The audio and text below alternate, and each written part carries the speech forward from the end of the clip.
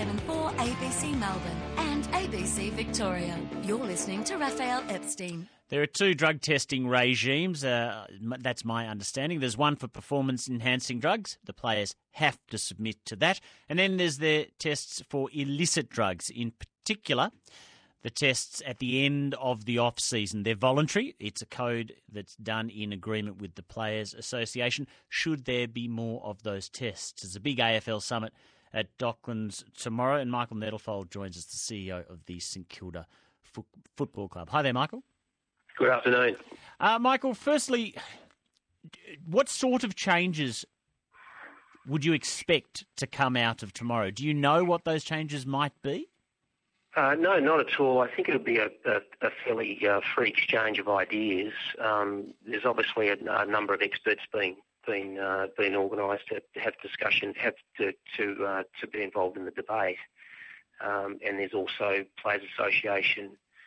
There's clubs themselves, and then the AFL as well. So I think it's going to be a pretty free-ranging discussion.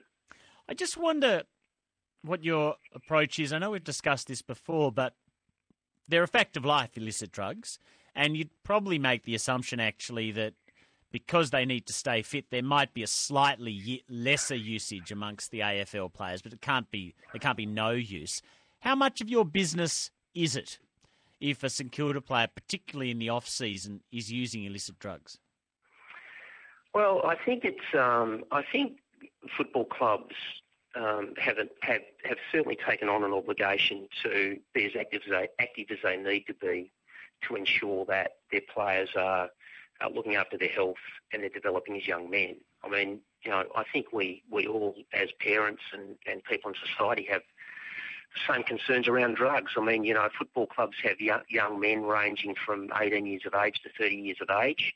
We spend a lot of time with these young men, and they come into our system at the age of 18 years of age, and there's no doubt that we have a level of responsibility. Can we be completely responsible for the behaviour of the young men in our system? No, of course we can't. We don't run a babysitting service, but we certainly need to be involved. We've got welfare programs. Quite robust welfare programs in place.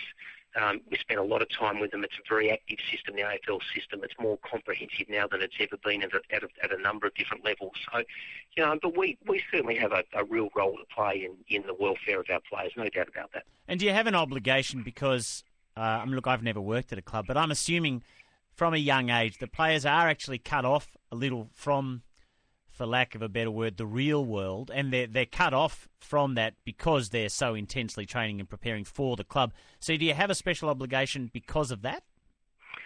Yeah, I think at an AFL club, because of the community exposure it has, the obligations to the community. I mean, football clubs are owned by members. St Kilda Football Club has 40-odd thousand members. Some clubs have more, some have less. So there's a very strong community obligation to ensure that we're as actively involved in these things for the young men that are in the clubs. There's no doubt that they come into a very structured, in some respects, Spartan lifestyle when they come into an AFL football club. The performance demands are incredibly high. So it puts different pressures on young men of that age.